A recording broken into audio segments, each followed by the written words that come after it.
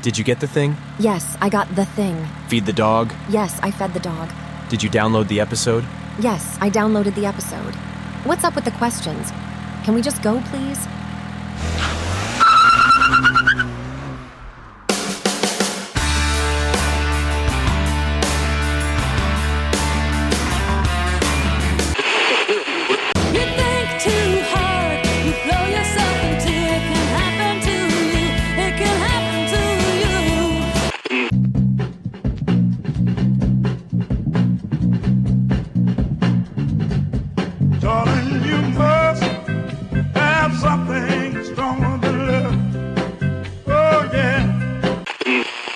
Permit me here and now to promise as a good comrade and a fellow artist that I will not report any of this, whatever it is, to the police.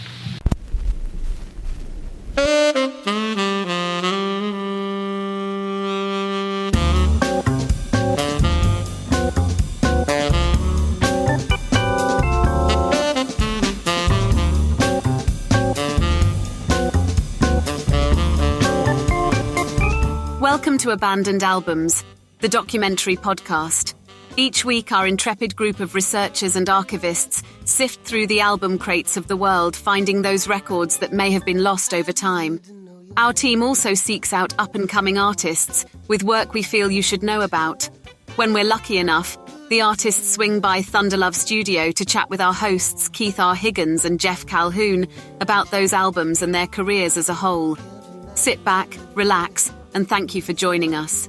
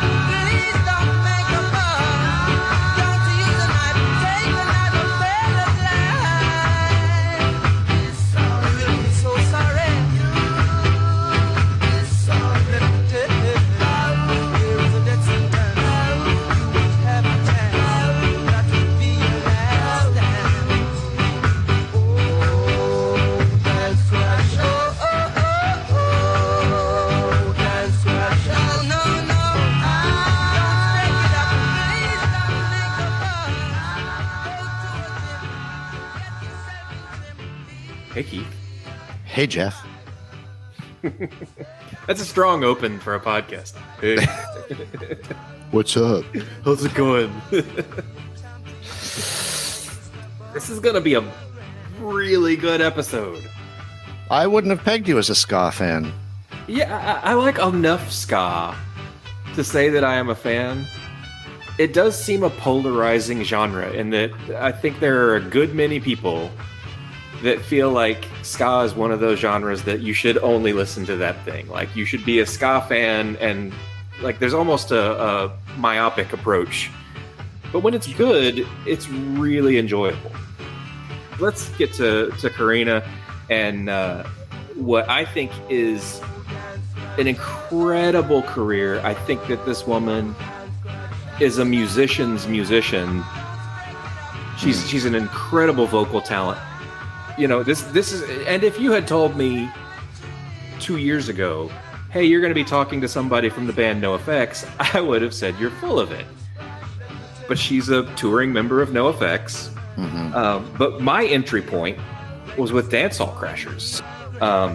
And they found their sound in large part due to Karina and her partner in vocals, Elise.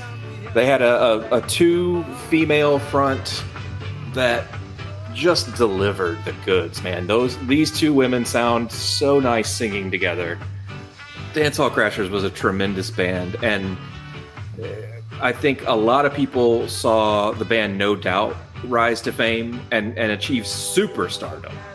And I thought Dancehall Crashers were every bit as good, if not better, a band than No Doubt. I'm going to let Karina pronounce her last name because I'm going to butcher it. I think it's Denike. Denike. Karina Denike. We'll find out. Of Dancehall Crashers fame, let's get into it, man. Here's our conversation with Karina Denike. It's just the normal noises in here. Before we get started in earnest, so that I do not make an ass of myself and butcher it, would you pronounce your name for us, please? Sure. Denike. Like ni K. Denike. Does that work for you? It does, and I'm assuming that we're not going to go with Krana, as it says on screen there. And I thank you so much, because I'm like, oh, fuck, did I get the name wrong? Oh my God, I'm so sorry. I was logging in really fast because I couldn't. God, that's hilarious. I just logged in just now, just like really quick, so I just spelled it wrong. That's hilarious. Yes, I do know how to spell my own name. So thank you, Krana, for joining us. Oh man. Oh man. I'm sorry. Wow. Anyways, hi. You're here. Hi. I'm trying to chart a path for our conversation that somehow gets us to, in the end, you on stage singing with no effects. Mm-hmm.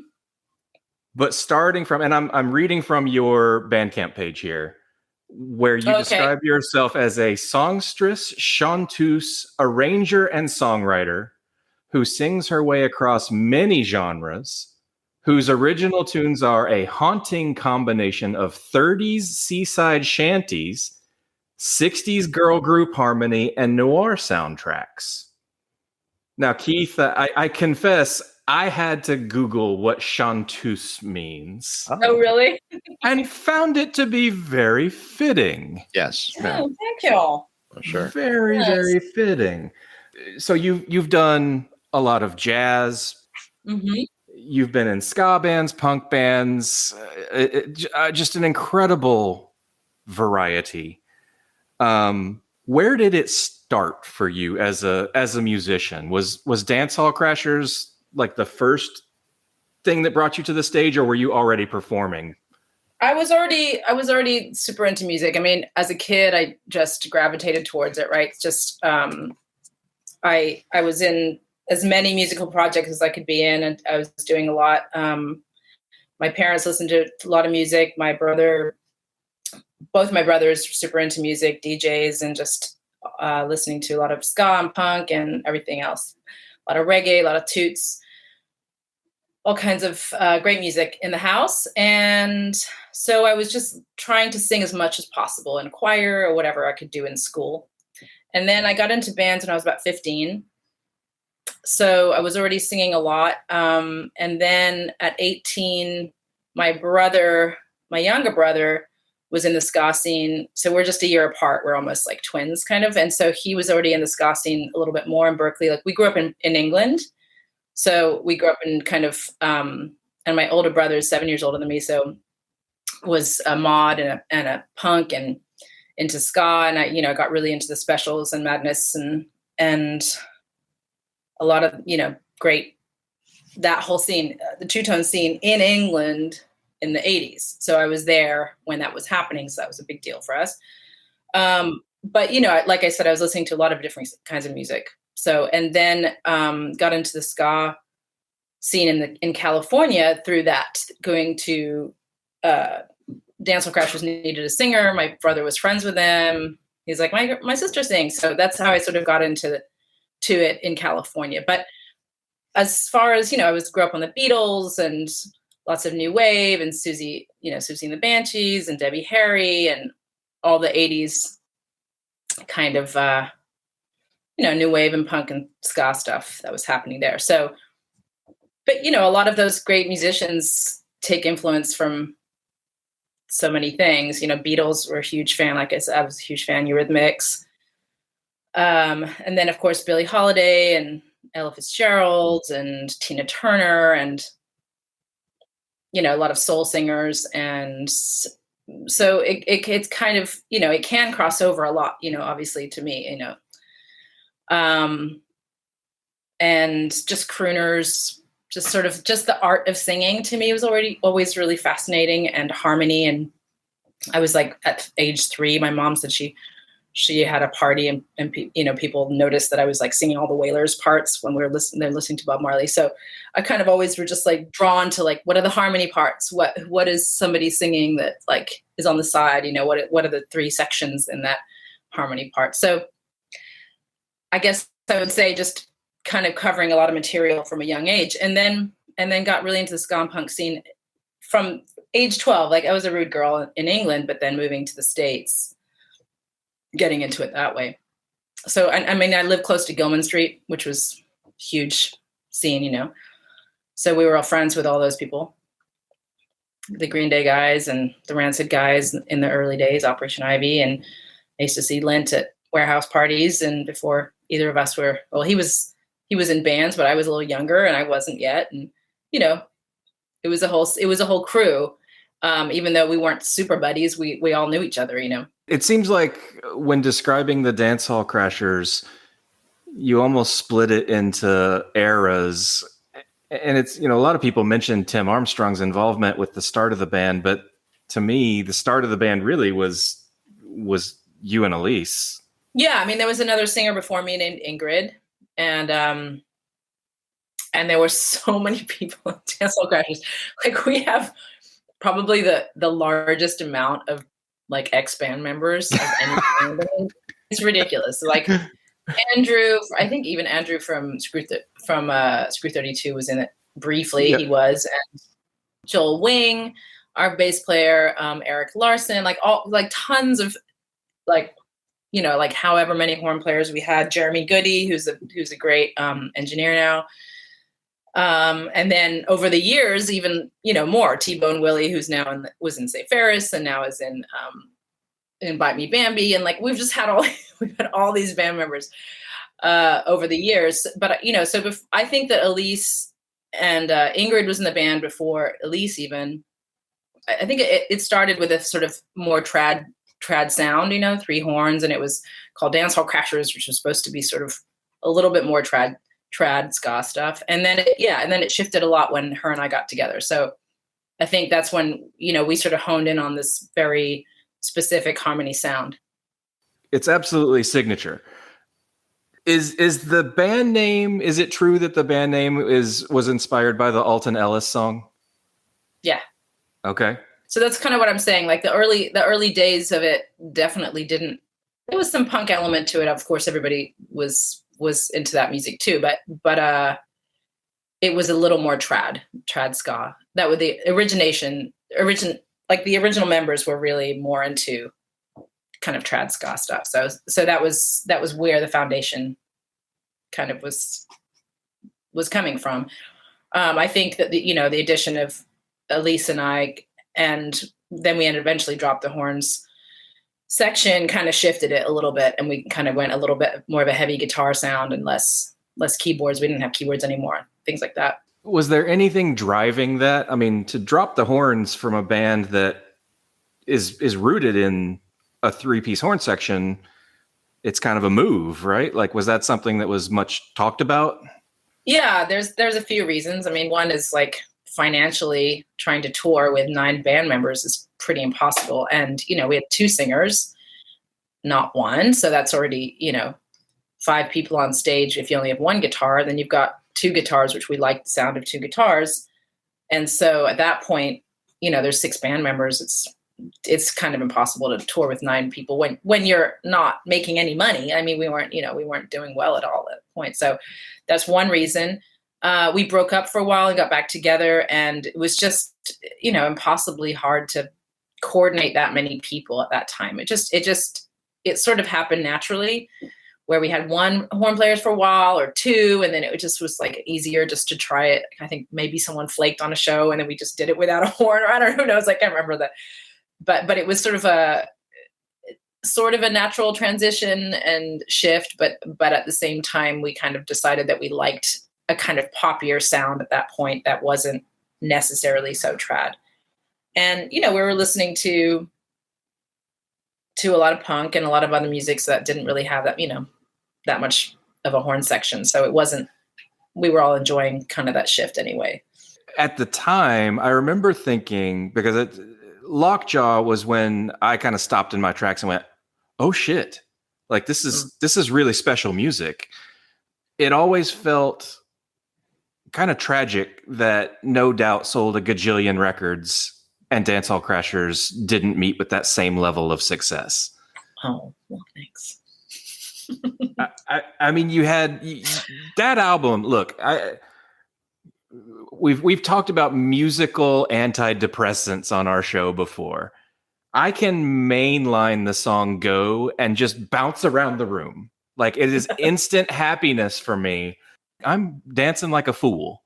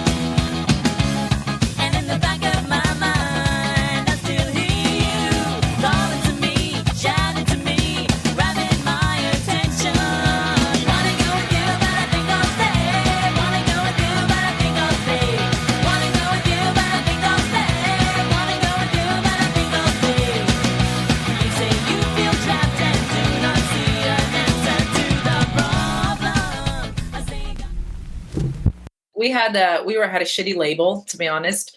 I think that No Doubt is, I mean, Gwen's just, you know, she's fucking amazing. Like she's always been like that. Like we used to play with them, you know, for so many years. Elise grew up in Anaheim, so she's buddies with them, and you know, I think she was always going to be a star. That was like no question, right? And but I mean, otherwise, I don't know. Maybe we didn't have the whatever we have our many reasons. I think one of them being kind of a shitty label. MCA was not. They didn't really totally get us, I don't think. And I don't think they got a lot of people that were on there. Exactly. No, they were just a shitty label. They were shitty. Yeah. Like, you know, we joined on to MCA through 510 and they got us, you know, Jeff and Elliot got us. So that was why we did that, because that's what we thought we were going to be dealing with. And then that shifted. So we were into just being on a major and they just didn't get it. And also they had like, you know, all kinds of industry bullshit, which happens, which is like the entire label got fired right after our record came out. And so then nobody gives a shit, right? Nobody's like, the A&R people are gone that worked on your record and they want to like make money off the next record. And so then we're just kind of like left hanging. And then that happened a second time. So it happened with both of our albums when they came out. So major shifts in the industry right when we were putting out records. So there were things like that, you know, I don't know, probably didn't help us, you know. So. No. Yeah, because Go, Don't Want to Behave, Good for Nothing. Like there's probably 4 radio singles. All my songs. Yes. Yeah. Right. All of those songs are lead single material. And if you only got one push, it's kind of tragic. And then the same thing with Honey, I'm Homely. Like you've probably got 3, maybe 4 songs deep on that you could have pushed and had, you know, real radio behind. And it just bad luck, bad timing.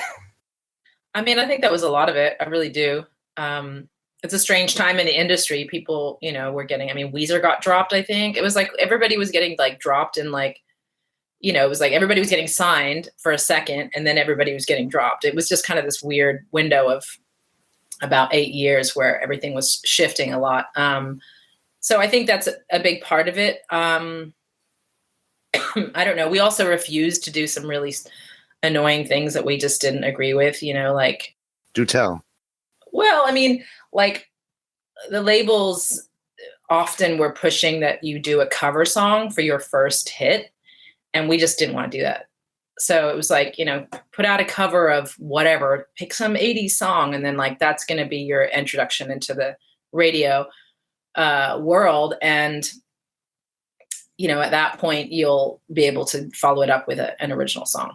And we kind of weren't into that. So there was a couple things like that, you know, like just some choices that we decided we didn't want to make. And we didn't want to be sort of pushed into sort of like one hit wonder zone, which a few things were sort of suggested that we felt were going to do that for us. We would rather have tried to keep some kind of longevity, you know?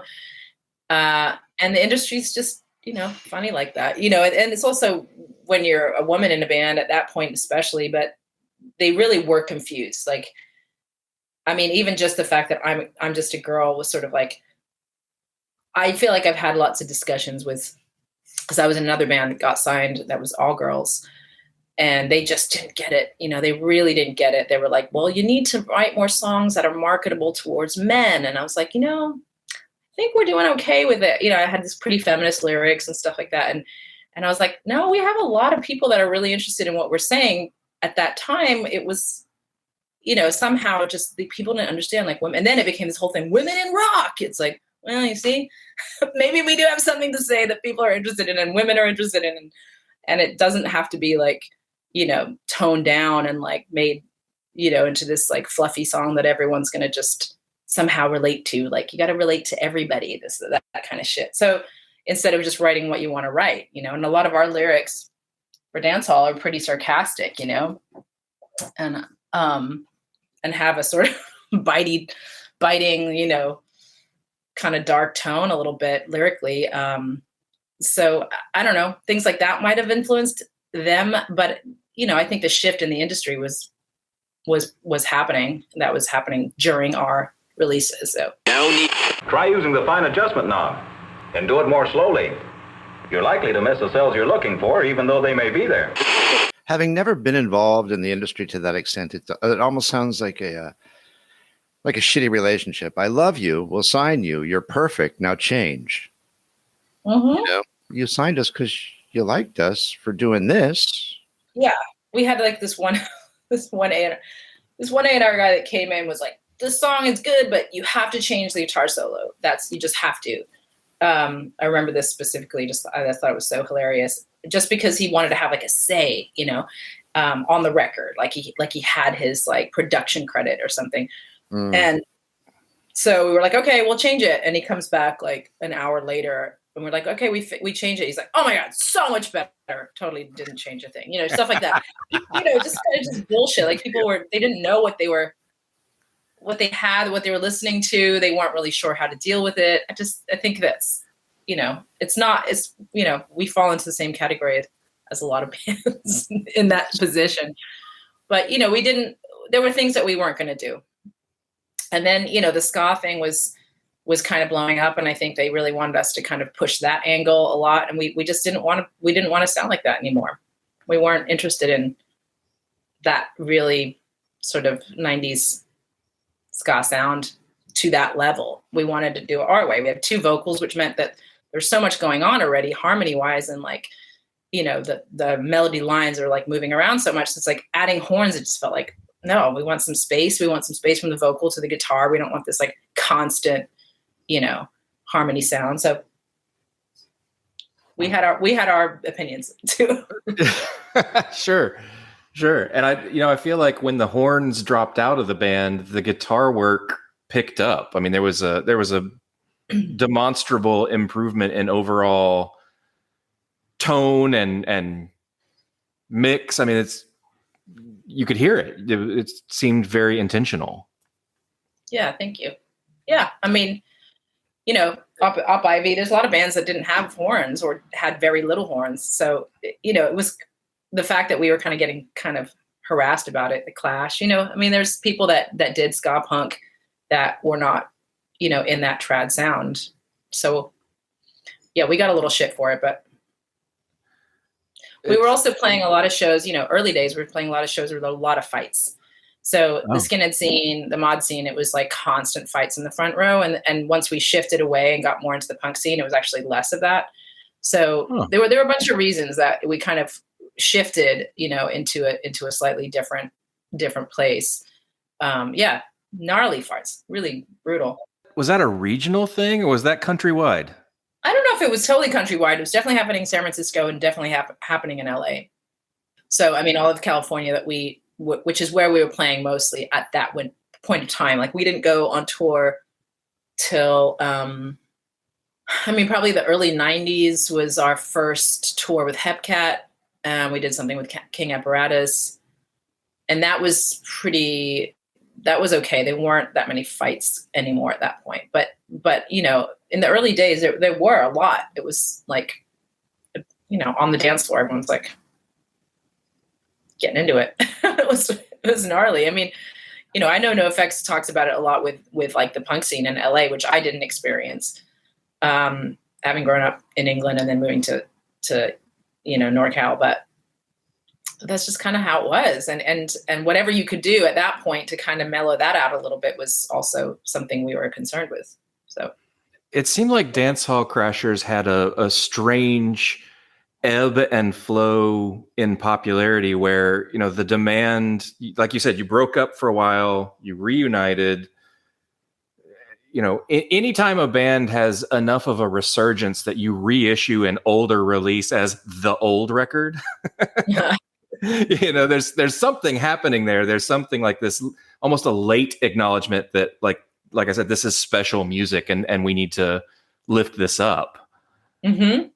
Did that make the ride any wilder? No, I think we just appreciated it more. I mean, we loved it when we started out, but there were a lot of, you know, band dramas, people quit. And like I said, we've had probably, I don't know, someone was going to do a family tree, a friend of ours who was in the band. We should follow up on that, do a full family Dancehall Crasher tree, because it's just ridiculous. I think there's like 50 people that came in and out of the band. So we had a lot of, you know, band dramas, people fighting or people leaving or whatever. Some of it was amicable. People just, you know, were going in college at UC Berkeley and then left or whatever it was. But, you know, there was some not so fun, pleasant moments. But we put that record out on Moonska. He told us that we weren't selling any albums, but we started getting all this fan mail. And so we're like, well, why don't we just do a reunion show then? Because we feel kind of bad, like we're not together anymore. And we put the band back together with most of I think it was all original members that had been playing previously, and including Jamie McCormick, who's a fantastic guitar player who I love, good friend of ours still.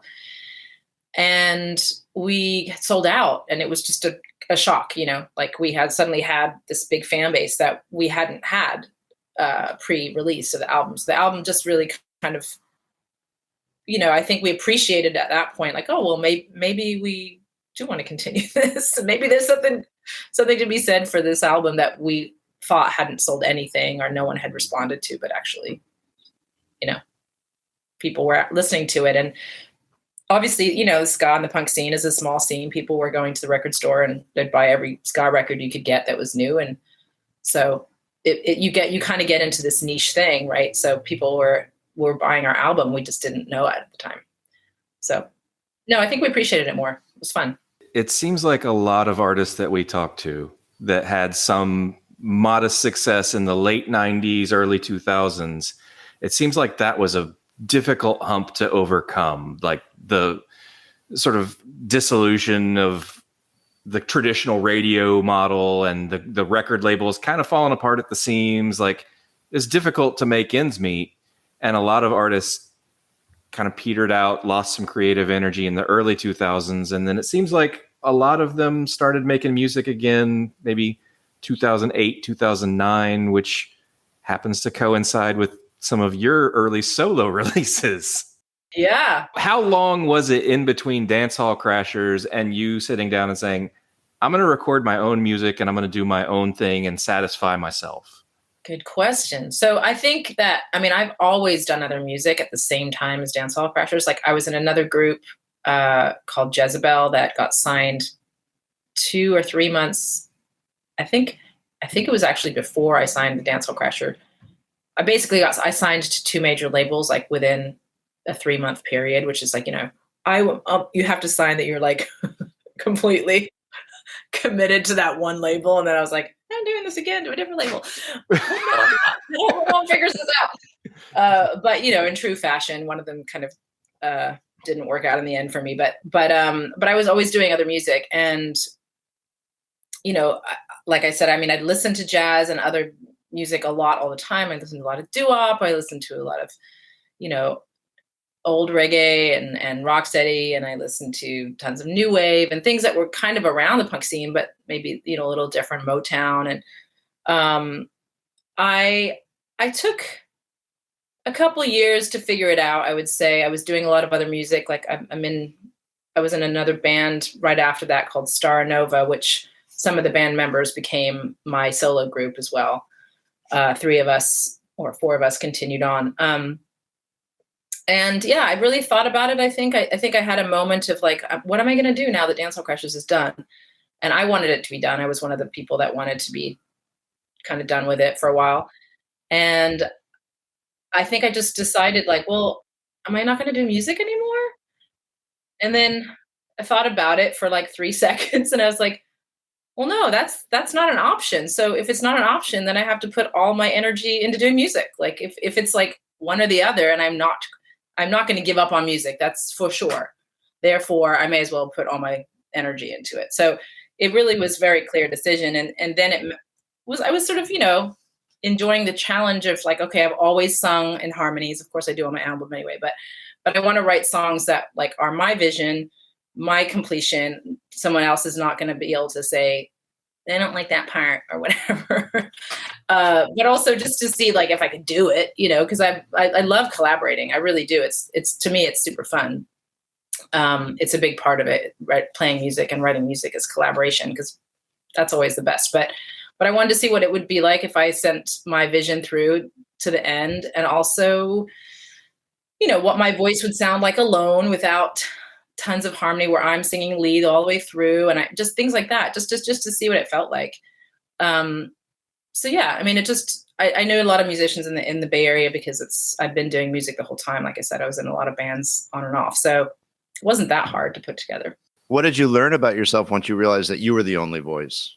Oh, just band leading kind of sucks, but besides. Fair enough.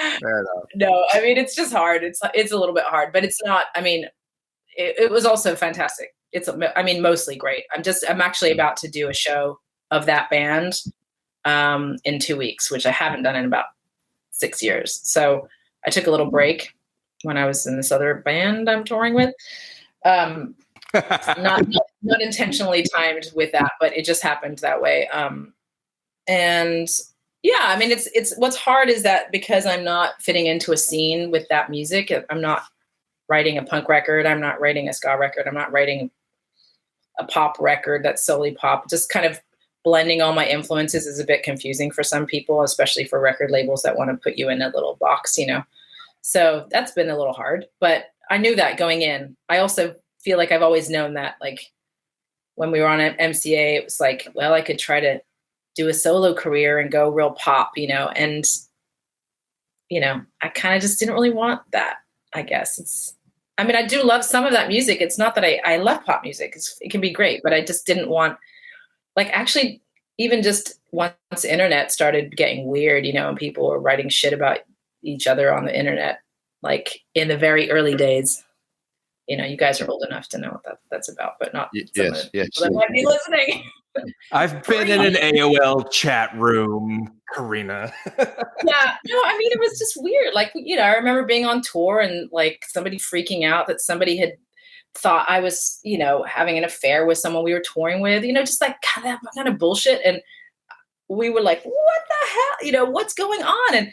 And I think just between that and the pressures of what, you know, it started becoming this whole like the pop music world was like Britney Spears and crap like that at the time. And I was like, I'm not going to fucking do anything like that. So not that I would have had to, but it felt more limited. Like, I think there's so many amazing musical artists, especially women now that are doing well, that get to be themselves. And there was a window of time when that was still really difficult to do on like a major or something like that. It was like, you can't be overweight and you can't be this and you can't be, you know, it was kind of, you know, under this sort of like umbrella of like women in rock, you still had to, you know, be wearing a bikini on stage. So I was like, I'm not going to fucking do that. I want to be respected as a musician. It's what I love to do is, you know, I'm a real musician. I went to school for it. It's what I like to do. I'm interested in exploring as much as I can about it because I love it and because I love singing and I love what the voice can do. I'm really interested in the sort of process of what a voice can do. So I like experimental singers, you know. So it's like I just wasn't interested in that. All right, then let me ask you this: where do you land on Yoko Ono? Speaking of experimental singers, or singers as a finger. Well, I mean, vocally, she's can be hard to listen to, but I think she's a brilliant artist, and I think she's really inspiring. I agree firmly with both of those statements. Yes. Yeah. Oh, I'm surrounded by Yoko apologists. Oh no. Why? Oh, no pun intended. Ooh. Yeah. No, I'm not an apologist. I find her insufferable musically, but as an artist, I certainly respect her art. Yeah, she's difficult. You watch the Beatles documentary and you see where she inserted herself in that group, and you go, wish maybe not. That's not all her. That's John Lennon too. He Sure. wanted her there. Sure. He wanted her there, and also Paul's a dick. I love Paul, but he's a fucking dick. And you know, and they're all fucking high as a kite, and John's like fucking higher on heroin. Like, what are you gonna do? Like, he wants his girlfriend there, you know. Like, you can't just blame that on her for at all. And at least from what I saw in the documentary, I didn't see her interfering. She was just kind of there. Yeah. You know. It's edited in a way that it suggests that she did, but that we'll take that up with Peter Jackson. And also, Yes. yeah. And also, John's a dick. He was a fucking dick. He's like my fucking hero, but he's an asshole. Oh, for sure. Yeah. So like, they're not. You know, there's more complex situations going on, I think.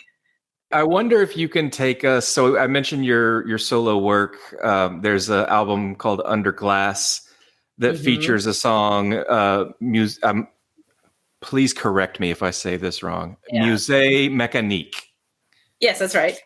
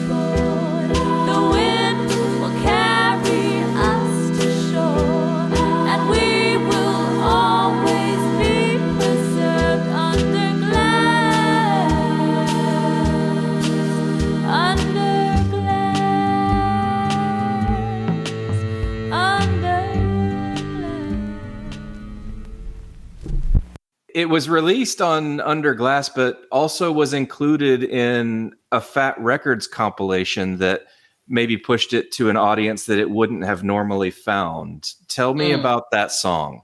That's actually the first song that I wrote when I was starting to write my solo record, because I got this cool organ, which I would show you because it's usually sitting right here, but it's in the other room. So I got this really fun, cool organ that I borrowed from my friend James, who's in the band, called a chord organ, and actually Daniel Johnson uses it a lot. So it's a funny little organ. It's almost like an accordion that's laid out flat, essentially, because it's got chord buttons and it's got a little keyboard on the other side. And I was just playing on it and started writing that song. And it's about, Musée Mécanique is about several things, but it's the name of it comes from a San Francisco kind of arcade that has all these old, beautiful, like arcades from the 20s and the 30s, and like these vintage, you know, beautiful, just all kinds of random things, you know, like funny scenes that you can like play with, you know, penny, like nickel slot random like machines that are from the 20s, 30s, and 40s, and they're all antique and gorgeous. And it's by the beach, and it's now unfortunately moved somewhere else. But that's what the song is about a little bit. It's inspired by that, and that's what was the sound of that organ. Kind of had this kind of sea shanty feel to it. So, but it's about more things, that song, than that. But that's where the inspiration came from. There's a little bit of Doctor Who vibe, and I don't mean that in a sci-fi way. I mean, you seem to slip back and forth between eras very easily. I would call it a skill of yours. Well, thank you. I love Doctor Who, so great. I do. I mean, it's so funny that song, the theme song is one of the best songs ever written, and it's written by a brilliant woman, mostly. I love a lot of different eras. I sing a lot of the 20s and 30s music now, still with a different group I'm in. I don't know. I think, as a singer, sometimes what you're doing is you're just copying, your favorite artists, right? You're copying Aretha, you're copying Tina Turner, you're copying Toots, Higgins, you're copying, Terry Hall, whatever. So that you're kind of just absorbing and reproducing, like you're trying to sound like those people, or at least I was always. I love being able to shift in and out of that as much as I can. I hope I do it well, but I know I'm trying. I mean, I don't really have like a classic punk rocker voice, I don't sound like Joan Jett or Stacey D, who's got this super raspy voice. I love that voice, but I just don't have it. So I do what I can with what I do, as much as I can. It's like the moment that I realize, I'm never going to sound like Janis Joplin or Joan Jett. I just don't have that. That's not my voice. But I love singing high notes, and a lot of people don't. I'm going to sing as much across the board as I can in every direction that I like personally. How many bands are you in? That's a good question. I believe it's like 6 at the moment. Far more than I would have. Wow, good for you. Some don't do that much, so yeah. I'm in No Effects. Okay. I'm in No Effects. I'm in my band, which hasn't done much recently, but I'm kind of working back into that again. I'm in a band called the Red Room Orchestra, which does really fun, mostly tribute stuff, but not like we'll do entire soundtracks. Most of the time we do Twin Peaks. That's how it started out. We do the entire Twin Peaks kind of repertoire, which, includes stuff from like other David Lynch movies. And we do a lot of things with SF Sketchfest, which is a big comedy show here. And we just did Netflix as a Joke with Seth Rogen in LA last year. And so we'll do these big fun things where we did like the entire Seinfeld soundtrack, which is really funny.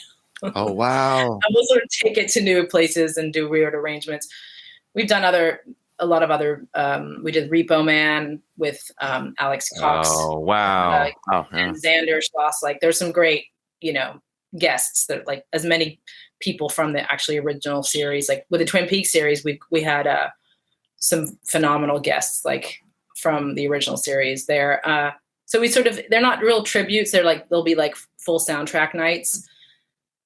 And then I'm in another group called the Cottontails, which is a mostly swing and jazz group, and another group called the Bluebells, and another group called the Casuals, and then a million other projects. But yeah, my band is coming back, and I'm doing more with that again. So, and I've got other little things in mind, but that I can't talk about until. You're not going to tease it? No, because it's a little too early days. Like once it's actually somewhere I'm happy with, like talking about, I will. Yeah. All right. Is the Bluebell still Mr. Lonesome in the Bluebells for anyone that wants to look it up? But yeah, that's what we're under. That's our name is under that. But it is, yeah. But too much of a little bit is an incredible song. Yeah. Yeah, I mean they're all old doo-wop songs that we just reconstructed into 2 voice parts, and it's really fun to sing that one.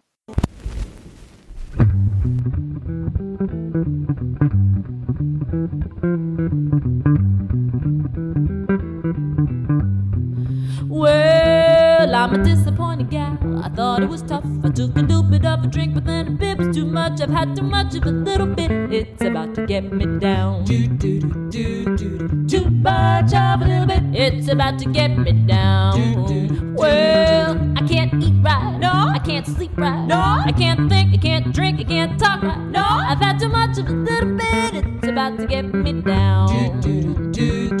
Too much of a little bit. It's about to get me down. Well, run to me, honey, baby. Put your hand on my head. My temperature's 3,000 and I'm almost dead. I've had too much of a little bit. It's about to get me down. Too much of a little bit. It's about to get me down.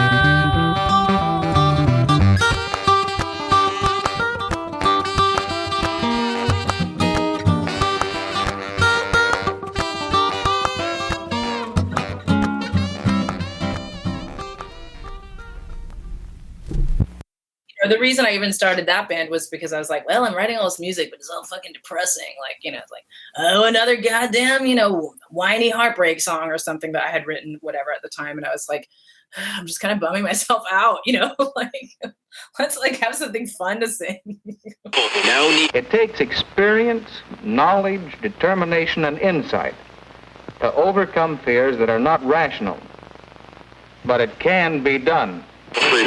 If anyone is listening to this that does not know who Tony Sly is, your rendition of Biggest Lie is so beautiful. Thank you very much.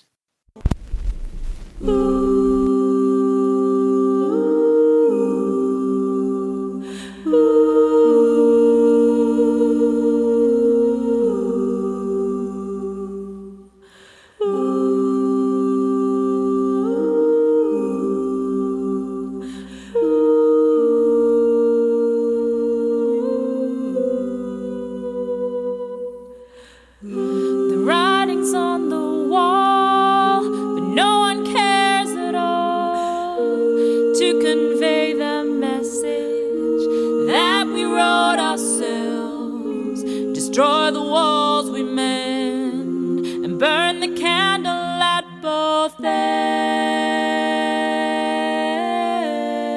I really think we are becoming more mindless of the heart, becoming everything we hate, building our castles for the future, a Trojan horses at the gate, built by the enemy that we made. False sincerity. We hear celebrities buy hybrid if you can with 10 years of your food stamps. Caught myself listening to sheltered excuses for human beings. So it becomes elite. They separate, then what have we got? One clip could change public opinion. One sin could send you straight to hell. Learn how to lie and not get caught. More piss in the melting pot.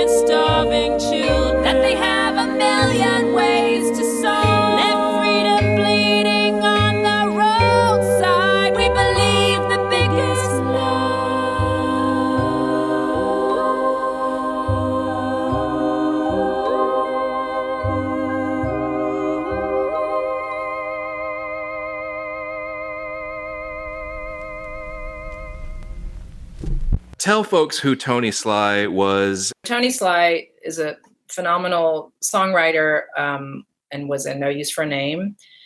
We were label mates and friends and tour mates. We did a lot of touring with them. Dance Hall Crashers did a bunch of tours with No Use, and most of them lived locally. So we would hang out all the time at parties, and we were on the same label and we were good buddies. And then he ended up doing a solo album, 2 solo albums that I sang on.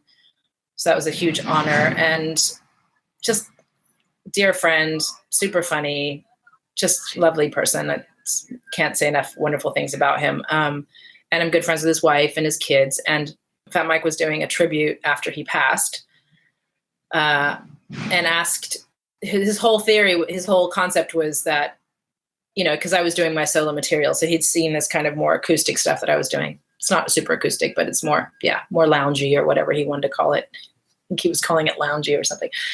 But his whole concept was he wanted people to pick, like punk bands, to pick an acoustic song that Tony had written and do, kind of basically flip it around. So he asked me to do a cover, and I love that song, Always, The Biggest Lie. And I always just thought it was actually really sad. And, there's a lot of emotion in it, even though it's, sort of a slightly politically sort of commentary, has other things that are not necessarily sad, but it kind of made me, brought that up for me. And so I did a cover of it that was more, broken down with organs and vibraphone and stand-up bass and a bunch of vocals. And it actually took ages to get it right. That song was one of those kind of it took so long to get it where I wanted. It was like, not there, not there, not there, not there. Me and the engineer, Josh Garcia, have worked on it for ages. I was like, sorry, I'm going to come back in for another session because I'm just not happy with it yet. And I felt kind of bad about it. I was like, sorry, this is taking way longer than I would have thought. But then I finally felt like it was done. And so it was a bit of a painstaking one to get right for me. But I knew once I did get it to where it is now, that it was the right thing to do. It was a hard one to do for some reason.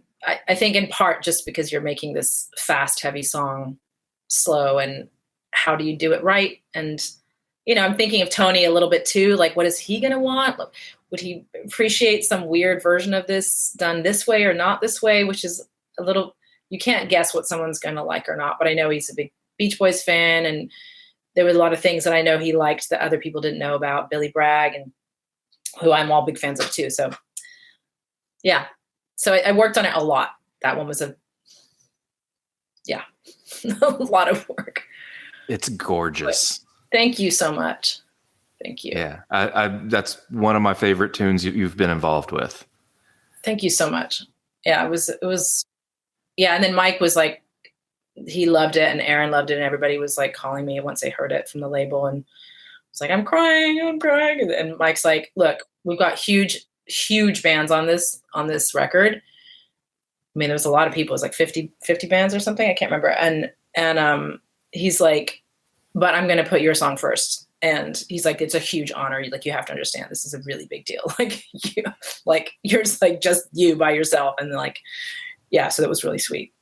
Yeah. But I think he wanted it just to kind of like get everybody a little bit, like get the tears going, get the waterworks. Mission accomplished. Yes. I wonder if you would agree with this assessment. It's because the number of credits that you have on albums. I mean, you're credited on several of the NoFX records. You performed on a couple of the No Use records. You're credited on a Mighty Mighty Boss Tones record. So just last year, you partnered with Mike Park on something that was called, what was it called? The Wave, what is it? I get it here. Wavebreaker. The Wavebreaker EP. You did a song called Wade Out Through the Night. Yeah. It also is amazing, like super, like put on lots of playlists that I recommend. Like, back in the day, if I were still handing out cassettes to people, it would be on all my cassettes.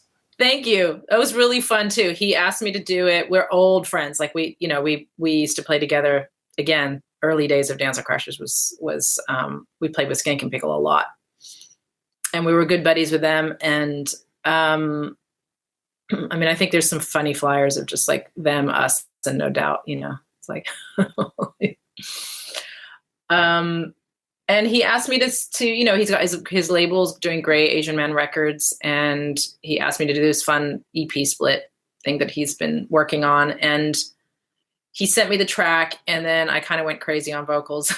So I was like, well, I added a lot of harmonies. I was like, if you hate it, please tell me. I will, I was like, so yeah, I had a lot of fun with it. I kind of went a bit bananas on it, and he approved. So that was good. How does Karina get in NoFX? Like, I mean, other than just like being in the orbit of Fat Mike and kind of knowing those cats, like it doesn't seem like a musical fit.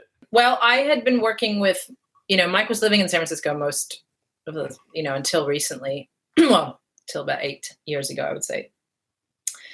And he had Motor Studios, and I would go over there and sing backups for all kinds of people and do, the Tony Sly song. And I used it for a bit, recording some of my album briefly. And then he was writing this musical, Home Street Home, which has been kind of an ongoing process. But I was demoing all of the vocal parts for that for him for ages. So I didn't end up on a bunch of the recordings, like they re-recorded stuff, but me and Stacey D and Billy Bouchard and Spike were the main kind of vocalists that he was kind of trying all his ideas out with, and I can, we get along really well. We're really good friends, but also he can tell me like, sing this thing, and I'll go, do you mean, da, da, da, da, da. Or most people are like, what the fuck are you singing?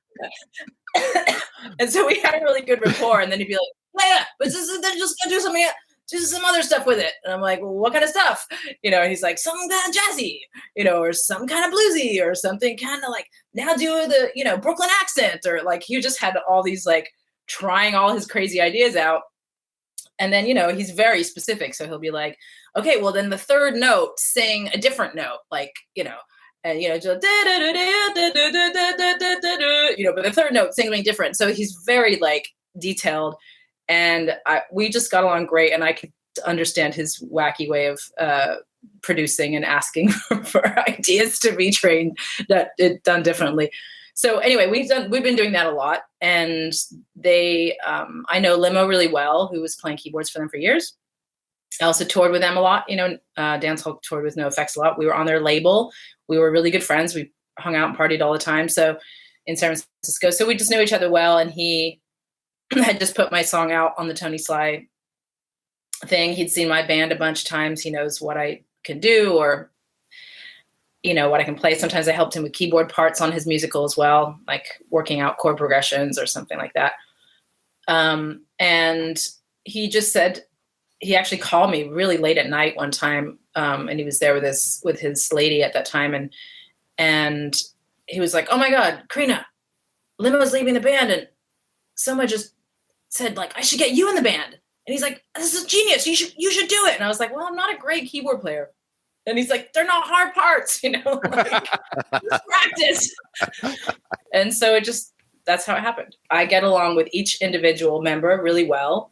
Like have a good connection with all of them. Like we go out to dinner when we're on tour, like maybe just one-on-one and hang out or whatever. Me and Hefe have all like funny vocal goof offs, like me and Smelly go out and get some dinner. Me and Mel have like our like fun things that we like talk about. And I'm really good friends with Mike. And then all the crew, I toured with them, Kent and toured with Dancehall Crashers for years. So we're all just like friends. And I think it just works. I don't get offended. I'm not annoyed. It's their band. I'm stoked to just be there, and I don't also have to be in any of the dramas. So it's easy for me. It's harder for them. Is that you singing the female vocal in Lori Myers every night?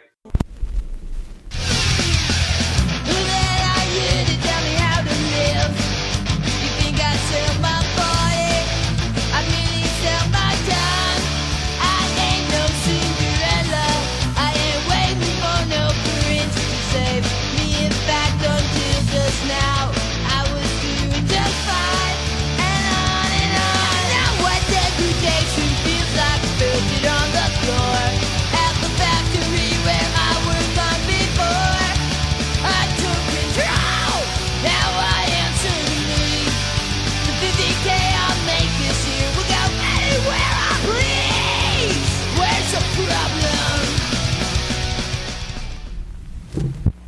now it is, but not on, obviously not on the record. Right. But live. Yeah, but, live, I do it. Yeah. But also sometimes people are just there that want to do it, like Stacey D or somebody else, and then they do it. So I'm gonna so she's got the rasp. So I'm gonna take you to task on something you said earlier. You're like, I don't have that Joan Jett vibe. You got to have a little bit of Joan Jett to pull that song off. Yeah, I can do a little fake of it, but it's not my natural voice. It's not. It's like I can. I do a lot of growly stuff, and I sing a fair amount of like Ruth Brown, who's a great R&B 50s singer who does, I'm not going to do it this minute, but, kind of get that raspy, wow, get like a little raspy thing on there, which I picked the wrong note to do that on, but I can do some of that stuff, and I can sing some of that raspy punk rock stuff, but I can't, it's just not my natural voice to do it. Yeah. The whole time. So I have fun with it. So to go from haunting 30 seaside shanties and 60 girl group harmonies to singing Lori Meyer with no effects on stage, you've got so much range. It's almost mind-blowing. Oh, thanks. You are a singular talent and so much music that I continually come back to as a source of happiness. So thank you for everything you've done, the whole career. I really love just about everything that you've done. So, wow, thank you so much. With that, we will let you go. Okay. Thanks, Karina. Good one. Karina, all right. Thank you so much. Thank you. Bye-bye. Bye. Many thanks to Karina for stopping by to chat with us. Be sure to check out the show notes for all the links to her work. This episode of Abandoned Albums was written and produced by Keith R. Higgins and Jeff Calhoun. The show was recorded at Thunder Love Studios, where it was engineered by Daphne Miller, with help from John Thomas. Abandoned Albums was edited by Mike Hunt. The songs you heard during this podcast were Dance Crasher by Alton Ellis, Go by the Dancehall Crashers, Musée Mécanique by Karina, Too Much of a Little Bit by Mr. Lonesome and the Bluebells, Biggest Lie written by Tony Sly and sung by Karina, and Lori Myers by NoFX. You can stream all of Karina's work wherever you stream your favorite music. To make things easier, we've included links in the show notes section. Please remember to support independent artists. It matters. Original music by Mike Pellegrino. Our theme song is All I Want by Pete Belasco. In the opening of the show, the songs you heard were Livin' in a Dream by Archangels, Think Too Hard by Sid Straw, and Stronger Than Love by James Carr. If you like what you've heard, please be sure to subscribe and leave us a rating. It really does help. Thanks for listening. Grazie. Daily Leaf. Rob Janicki. Mike Pellegrino. Thurina Bella. Ronnie Barnett. S.W. Loudon. Michael Janicki. Peyton Janicki. And our executive producer, Rufus Thunderlove. Abandoned Albums receives funding from Kramerica Industries. Protect what you value. Kramerica Industries, made in America by Americans, mostly, and headquartered in America. Kramerica.com.